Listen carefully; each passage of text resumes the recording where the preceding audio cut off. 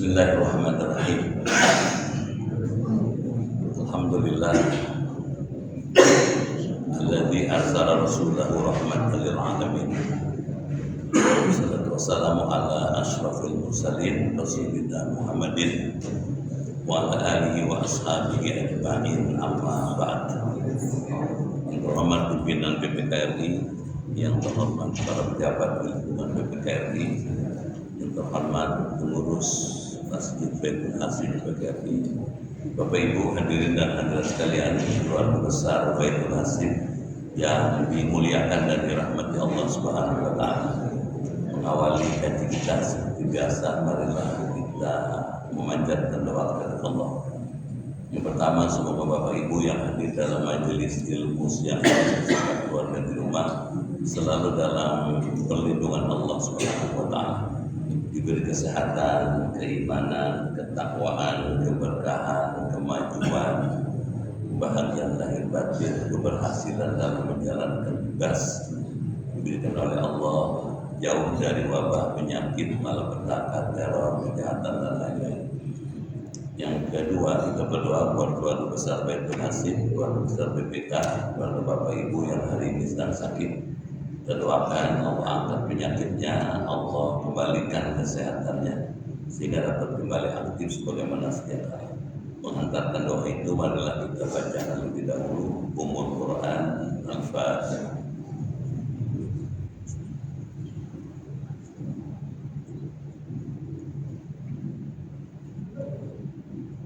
Bismillahirrahmanirrahim. Ya Fattahu ya Alim,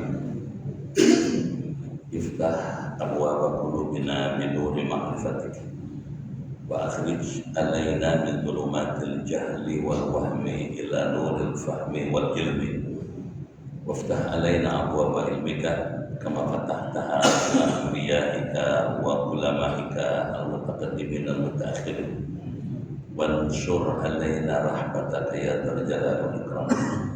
Allahumma sallimna wa sallim dinana wa sallim ahlana wa awladana wa dhurriyyatana wa sallim jama'atana wa bil khusus jama'ah Baitul Hasim PPKRI min afati dunya wal akhirah wa la tasluk wa tanaza imanana wa la tusallit alaina man la yakhafuka wa la yarhamuna wa rzuqna khairai dunya wal akhirah innaka ala kulli syai'in qadir.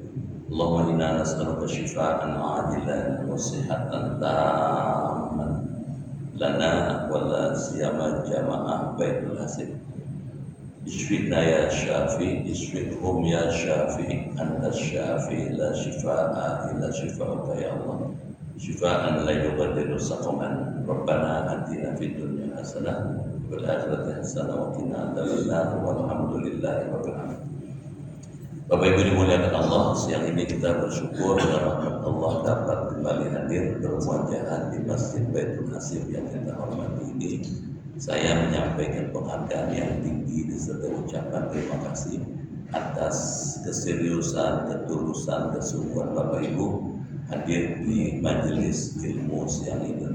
Saya berdoa semoga semua yang hadir beserta keluarga Allah masukkan ke dalam surga. Bapak Ibu dimuliakan Allah, kaji kita hari ini adalah Dirasatul Firaq, mengkaji sekte-sekte dalam Islam. Pertanyaannya, apa ada sekte dalam Islam? Kalau ada, mana dasarnya? Yang kedua, buat apa kita mengkaji ini? Yang pertama, ada hadis Rasulullah SAW, kata Rasul, iftaraqatul yahud ala ihda wa sab'ina firqah. Yahudi, kata Nabi, terpecah menjadi 71 golongan. Waftaraqat an-nasara ala ihda wa sab'ina firqah. Sementara Nasrani terpecah menjadi 72 golongan. Ada Katolik, Protestan, Advent, hari ke-7 dalam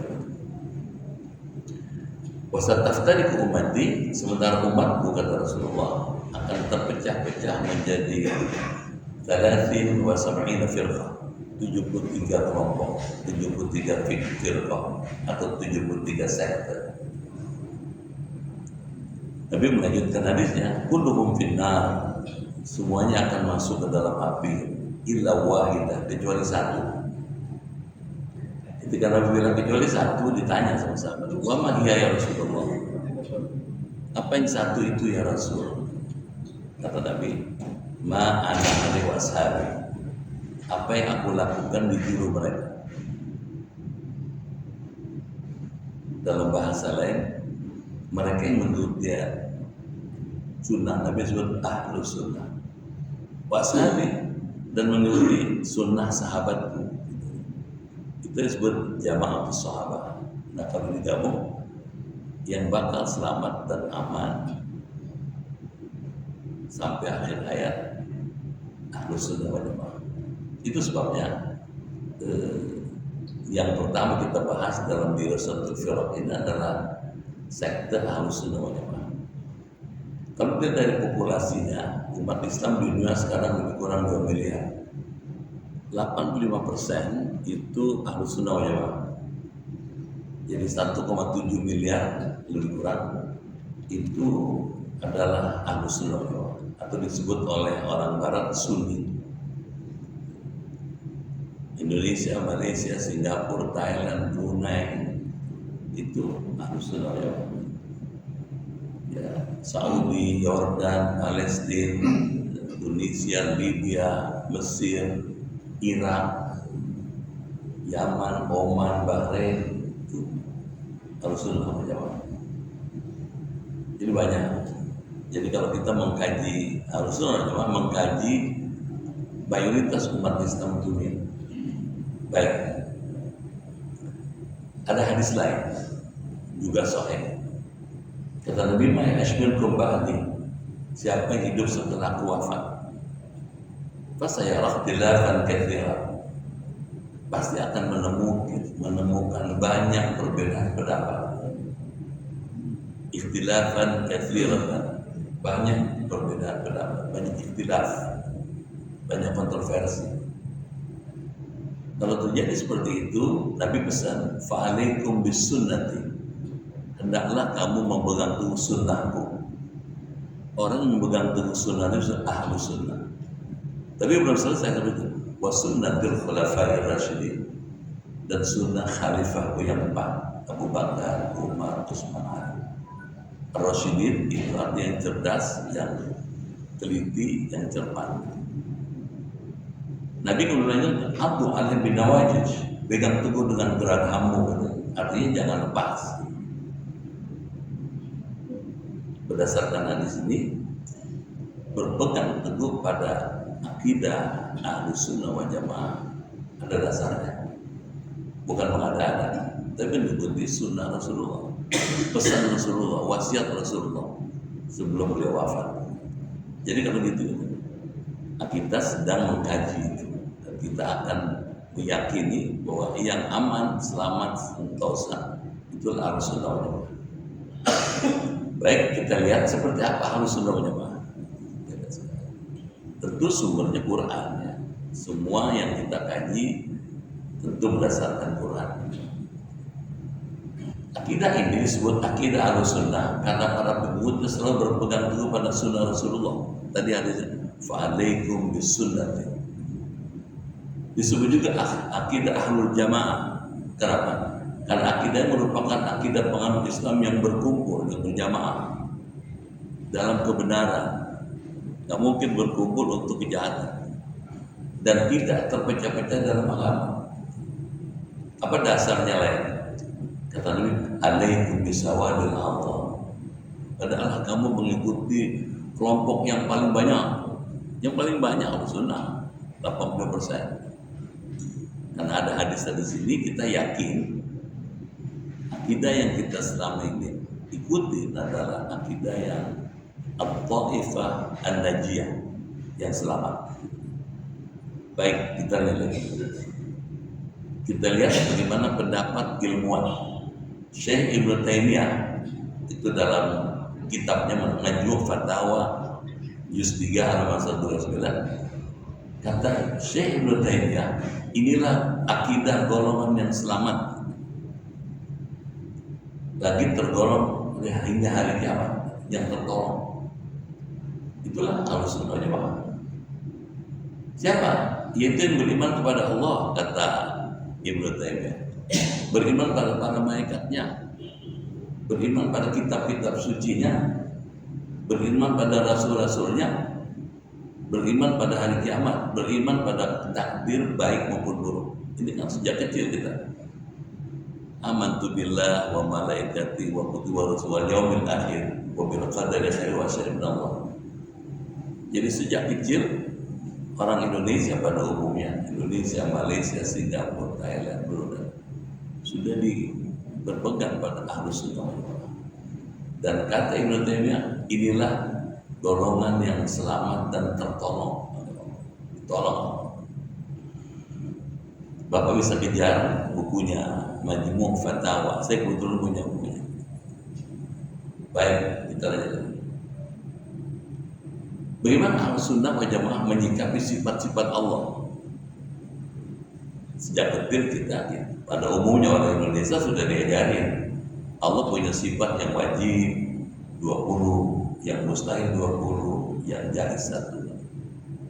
Dalam bahasa yang lebih masyhur, wujud, tidak, baqa, mukhalafatu lil hawadith, qiyamu ta'ala bi nafsi, wahdaniyah, qudrat, iradat. Itu sejak kecil kita. Terus paham Ahlussunnah wal Jamaah katakan sifat-sifat Allah itu isbat bila takyif. Menetapkan sifat Allah tanpa menanyakan bagaimananya. Misalnya Ahlussunnah wal Jamaah yakini bahwa Allah pernah mengisra dan mi'rajkan Rasulullah. Ayatnya jelas. Surat Al-Isra ayat 1. Jelas, subhanalladzi asra bi 'abdihi lailan minal masjidil haram ilal masjidil aqsa alladzi barakna haulahu linuriyahu min ayatina innahu was-sami'ul 'alim, dan seterusnya. Ayat ini memisahkan ada kejadian yang disebut Nocturnal Journey, perjalanan malam yang dilakukan Nabi dari mulai Masjidil Haram ke Masjidil Aqsa. Begitu bunyinya, kita isbat, kita yakin. Bila takyif, nggak usah nanya bagaimana caranya. Kalau nanya gimana caranya, mesti pakai baju astronot atau enggak, itulah kuasa Allah. Bahkan bukan cuma itu, ada hadis Muslim menyebutkan Nabi Muhammad sampainya di Baitul Maqdis, uruj ila sama, naik ke langit. Dan ketika naik ke langit diperlihatkan surga neraka, bahkan ketemu Allah. Dalam hadis Muslim kan, ra'aitullah, saya melihat Allah. Jangan ditanya bila takyif, bagaimana caranya melihat Allah. Kita serahkan itu pada Allah karena hadisnya sahih. Yang kedua, diperkuat oleh paham Ahlussunnah wal Jamaah, ngelihat Allah bukan hal mustahil. Sesuatu yang pasti bisa dilihat. Masih punya masalah. Dengan apa ngelihatnya? Apa dengan mata kepala, dengan mata hati? Sudah kita pernah kita bahas tempoh hari. Syekh Abu Hasan Al-Asy'ari mengatakan, melihat Allah bagi orang yang beriman di hari kiamat, di surga, melihat dengan mata kepala. Karena ada ayatnya, ada hadisnya. Ayatnya jelas, surah Al-Qiyamah ayat 21-22. Hadisnya jelas, sahih. Nabi yang langsung ngomong, bukan Muslim. Jadi kalau gitu gimana? Kita yakin, kita percaya kalau Allah pernah mengajak, membawa Rasulnya yang paling mulia ketemu Allah, mensucikan sifat-sifatnya tanpa mengingkarinya, tanpa syak atau ragu sedikit pun. Kenapa? Karena ada iman di situ. Misalnya, bagaimana caranya Nabi Muhammad ke tangannya bisa keluar air? Ketika Nabi Muhammad sore-sore asar berwudu, kemudian para sahabat juga mau berwudu, ternyata nggak ada air. Sahabat bilang, ya Rasulullah, nggak ada air yang bisa kami gunakan berwudu. Nabi cuma mencelupkan tangannya ke dalam bejana, ke dalam ember, kemudian diangkat tangannya, tiba-tiba dari sela-sela jari tangannya keluar air. Dan orang berwudu dengan air yang keluar dari sela-sela jari tangan Rasulullah itu. Kalau ditanya bagaimana caranya, kok bisa? Itulah mukjizat. Nah, Ahlussunnah wal Jamaah ada mukjizat. Beda dengan Mu'tazilah. Mu'tazilah nggak percaya mukjizat. Meskipun hadisnya sahih, kalau mukjizat nonsen. Nah, kalau Rasulullah bilang ada. Isra Mi'raj juga mukjizat. Meskipun oleh akal susah dipahami, tapi wahyu mengatakan begitu bunyinya, kita menerima dengan baik. Baik kita lihat. Al-Quran melihat Allah. Al-Quran kalam Allah. Itu Ahlussunnah. Firman Allah. Profesor Ahmad misalnya mengatakan Al-Qur'anu huwa kalamullah al-mu'jiz. Quran adalah firman Allah mengandung mukjizat, bukan makhluk ciptaan Allah. Beda. Kalam Allah bukan makhluk, itu paham yang sangat kuat di kalangan Rasul. Ada sementara sekte mengatakan Quran itu kalam Allah. Quran itu adalah makhluknya Allah, ciptaan Allah. Nanti kita akan coba bahas kapan-kapan ya. Bukunya Abu Hasan Asy'ari dengan segala bukti bahwa Al-Quran itu bukan makhluk, Quran itu kalam Allah yang qadim. Ini pendirian pokok Ahlussunnah wal Jamaah. Dimanapun Bapak ketemu akan punya paham seperti itu. Ahlussunnah wal Jamaah bersepakat bahwa orang mukmin dapat melihat Allah,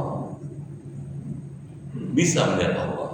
Ru'yatullah di surga dengan kedua mata mereka, dengan mata kepala, bukan mata hati.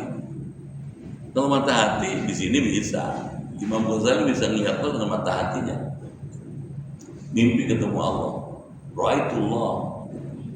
Saya pernah mimpi ketemu Allah, firmanam. Mimpi ketemu Allah dengan mata hati. Tapi menurut para ulama Ahlussunnah wal Jamaah, melihat Allah di surga bukan dengan mata hati, tapi dengan mata kepala, bisa lihat langsung. Dan itulah sebesar-besarnya nikmat yang diberikan Allah kepada hambanya.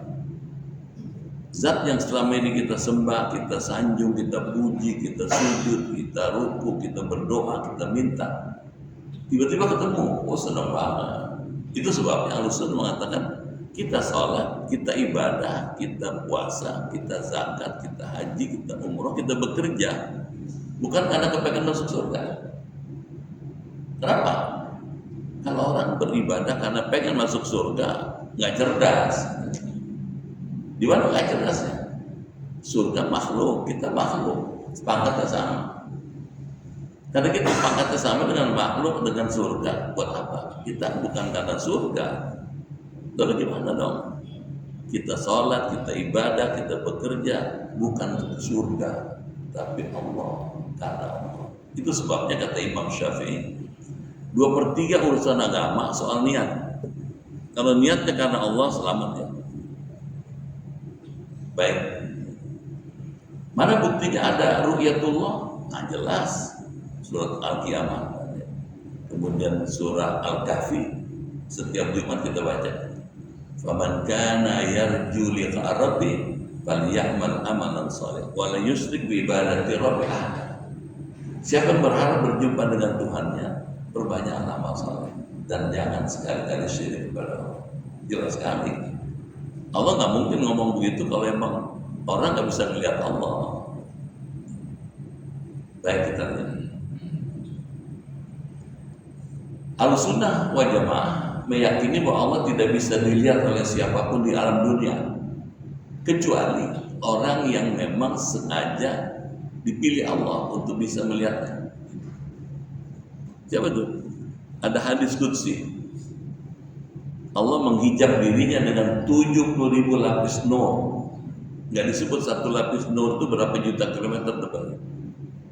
Jadi Allah sengaja menutup dirinya, zatnya, dengan 70.000 lapis cahaya. Dan itu hanya dibuka untuk orang yang ia kehendaki. Siapa yang dikehendaki? orang-orang pilihan Allah. Sedikitnya ada 3 rasul yang masih hidup di dunia ketemu Allah. Nabi Idris, Nabi Isa, Nabi Muhammad SAW. Bedanya, Nabi Idris dan Nabi Isa tak balik lagi.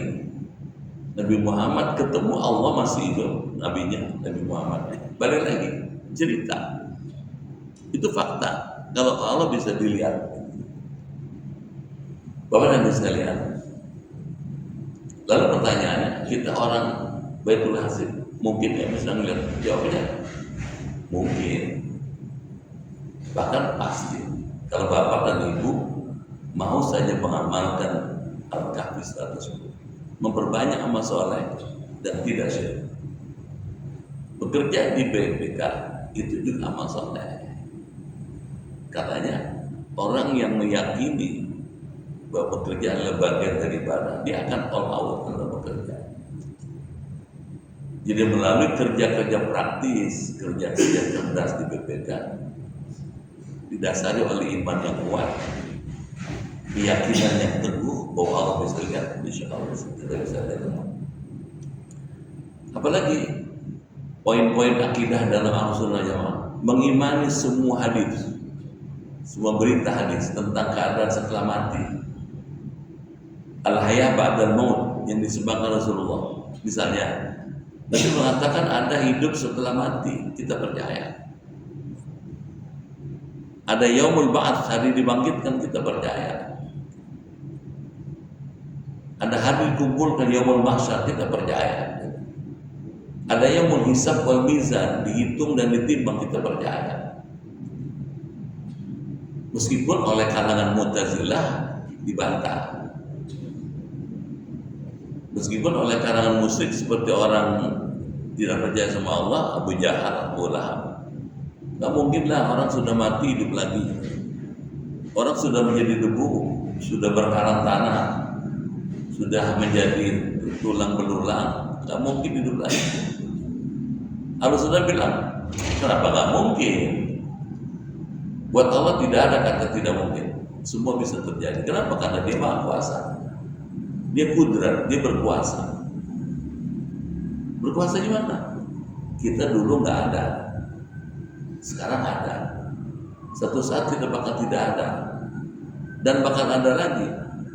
Mengadakan yang dari tidak ada menjadi ada bisa. Kenapa nanti menghidupkan sudah mati nggak bisa? Tentu bisa juga kalau pakai logika sederhana. Kita coba dalami lagi. Misalnya yang bikin meja ini Bapak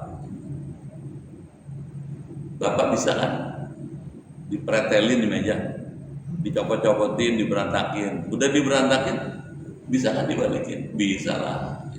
Apalagi Allah, Dia Maha Kuasa, kekuasaan tidak terbatas.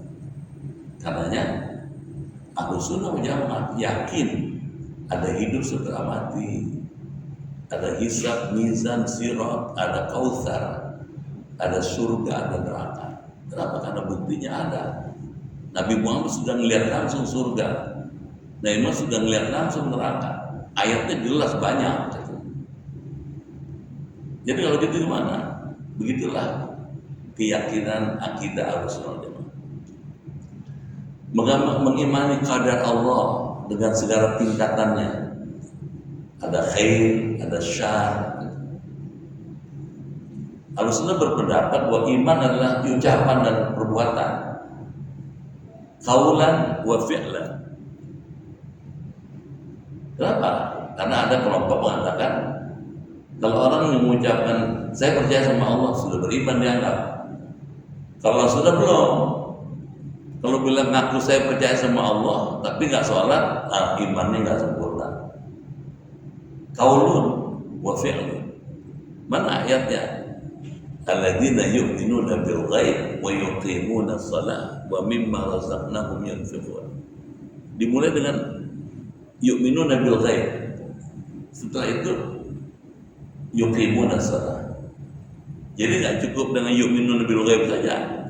Tidak ada yuqimuna shalah. Nah, orang disebut beriman kalau lengkap dia, ucapannya, perbuatannya klop.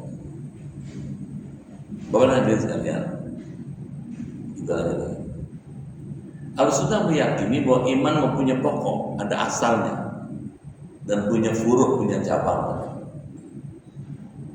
Pokoknya apa? Iman pada Allah. Cabang-cabangnya iman pada malaikat dan lain-lain. Iman seseorang tidak terlepas kecuali dengan terlepasnya pokok keimanan. Misalnya,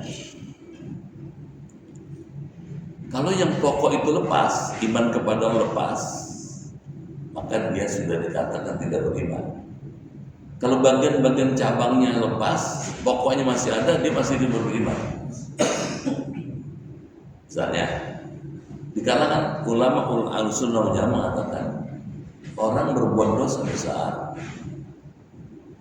itu tidak menyebabkan dia jadi kafir. Kalau Khawarij bilang enggak. Kalau ada orang ngaku muslim berbuat dosa besar, kafir. Kalau kafir boleh dibunuh. Bapak bisa bayangin, kalau Bapak ngikut pahamnya Khawarij, wah bisa aja Pak. Saya pernah nyampaikan di sini ya. Pada waktu Pengadilan Negeri Denpasar itu menyidangkan terdakwa kasus bom Bali. Disidangkan, kemudian ketika waktu istirahat, terdakwa ditanya sama wartawan. Kata wartawan, Anda tidak menyesal? Ternyata korban akibat perbuatan Anda 200 lebih orang Islam. Apa kata si terdakwa? Saya menyesal, kenapa cuma 200? Kenapa dia ngomong itu? Karena menurut dia yang 200 itu bukan muslim. Padahal KTP-nya muslim, sholat. Paham Khawarij banget. Kalau ada orang bekerja pada orang kafir, kafir. Kalau orang bekerja, berbuat, melakukan aktivitas, berinteraksi dengan orang kafir, kafir. Jadi terlalu sempit. Al-Sunnah bilang enggak. Selama dia masih beriman kepada Allah, dia bekerja di lingkungan yang bukan muslim, dan dia bisa menjaga diri untuk tidak melakukan yang terlarang, masih iman. Bapak kalau ngikutin paham Khawarij, Bapak nggak bisa hidup. Bapak tinggal di luar negeri, mayoritas bukan Islam, sama hidup begitu. Baik, kita lihat.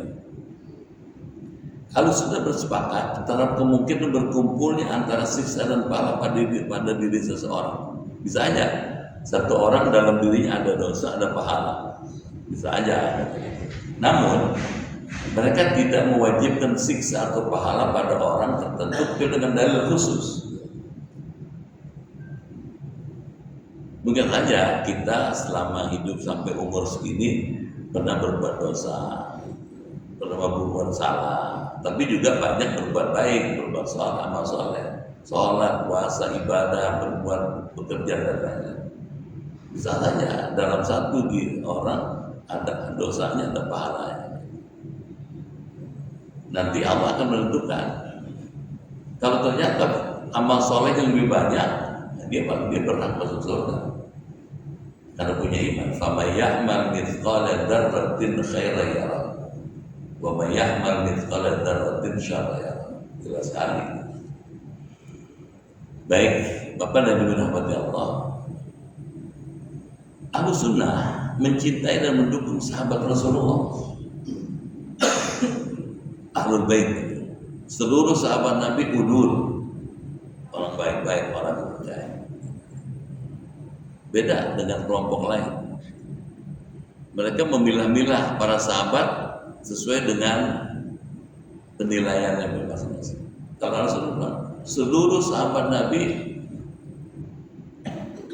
kita cintai, kita hormati. Kalau Bapak baca hadis kan, wa an Abi Hurairah radhiyallahu anhu, sahabat Nabi, wan ummul mukminin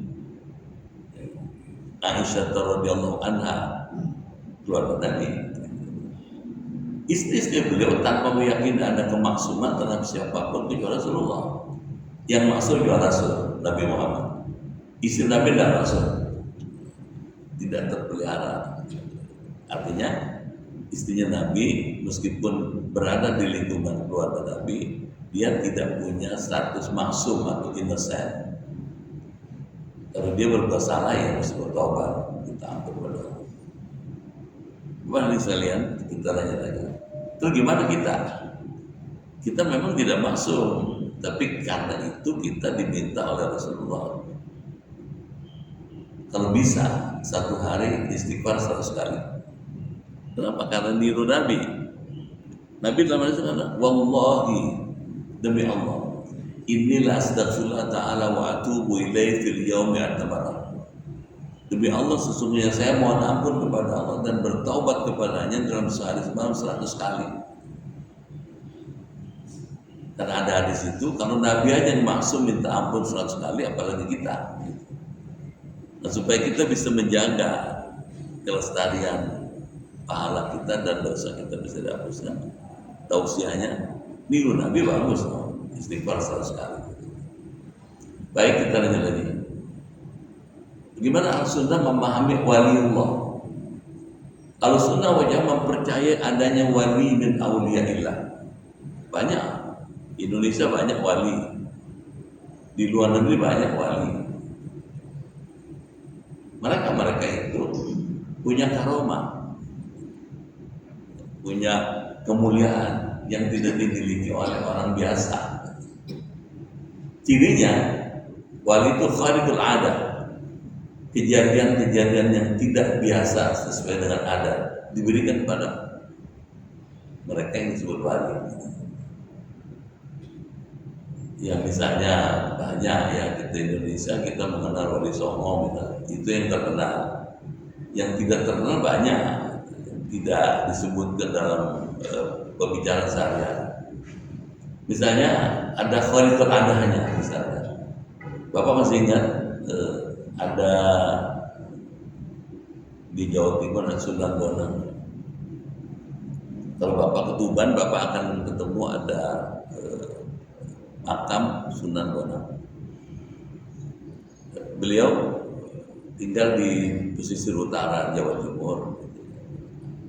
Pada waktu itu ada seorang pendeta Buddha dari Campak, dulu namanya Campak belum Kamboja, Sesumbar, mau cari orang yang lebih pintar dengan dia dibandingkan dia dalam soal Tuhan.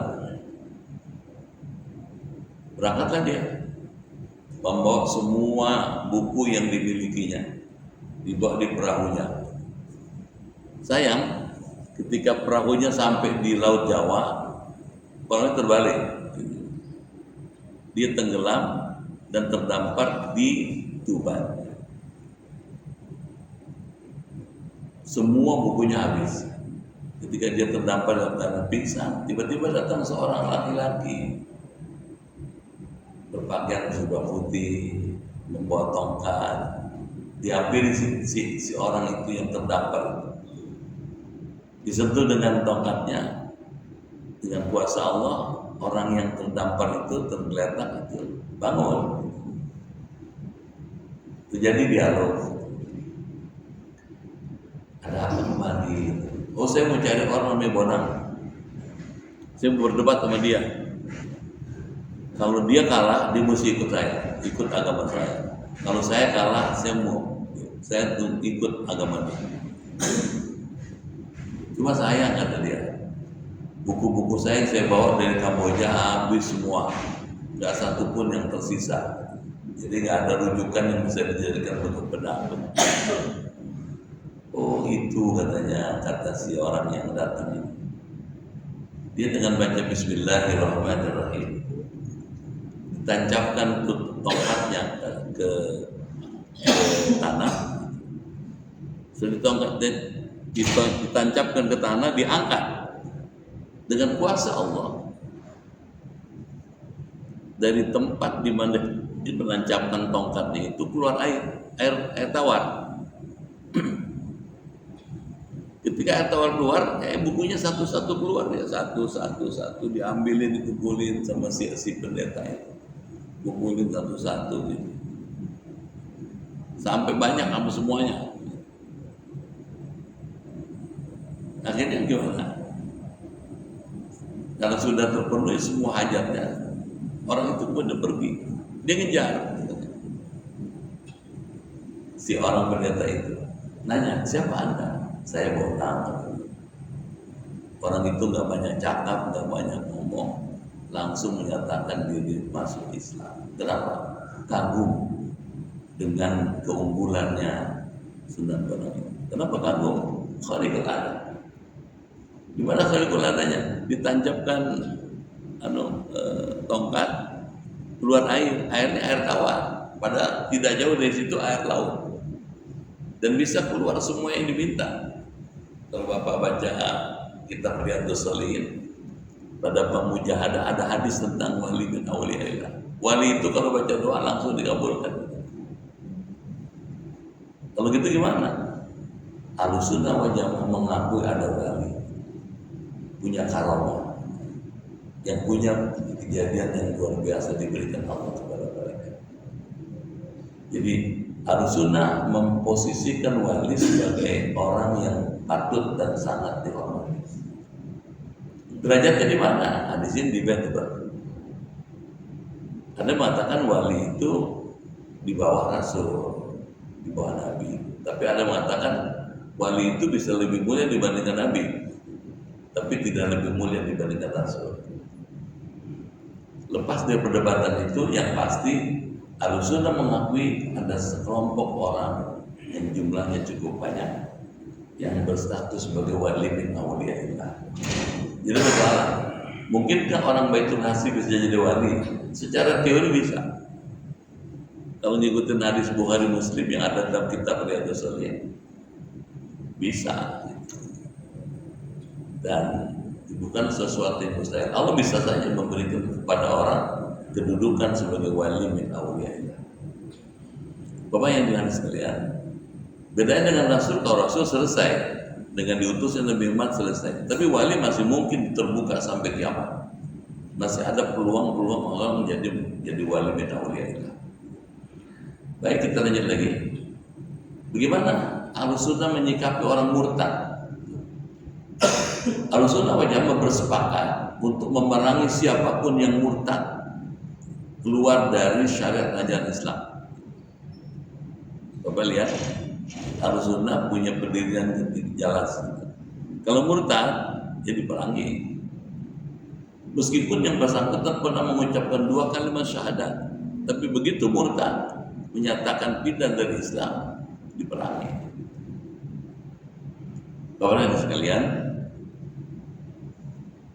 Ahlussunnah wal berperang bersama pemimpin mereka, baik pemimpin yang baik maupun durhaka, demi menegakkan syariat ajaran Islam. Masih panjang nih, cuman waktu sudah habis kalian. Seperti apa sih orang Ahlussunnah wal Jamaah itu?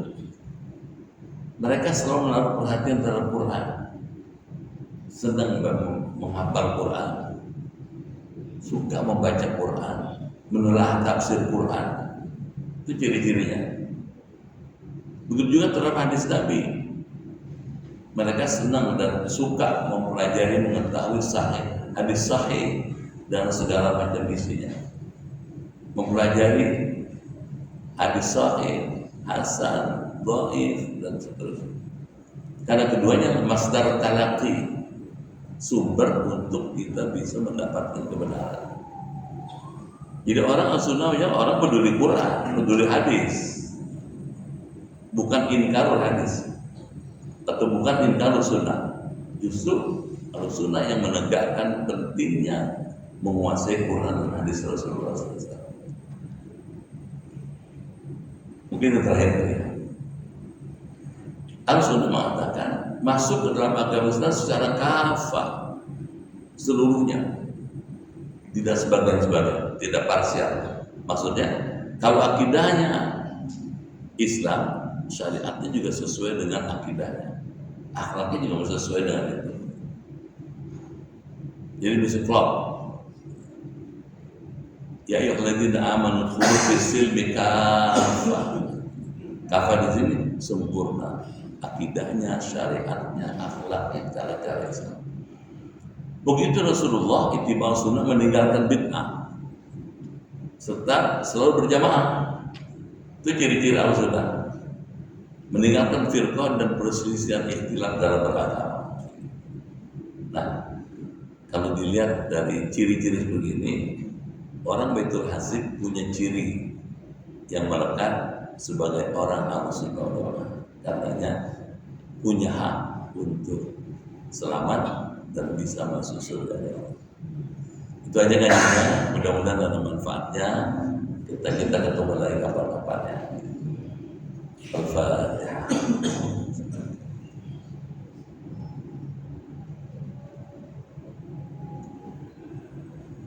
Bismillahirrahmanirrahim. Allahumma bihaqqil Qur'an wa bi kalamikal qadim wa bi Muhammadin khatamin nabiyyin wa bi haqqi ummil Qur'an alimna al-Qur'an wa faqihna fid din wa alimna ta'wil wa hdina ila sawa'i sabil.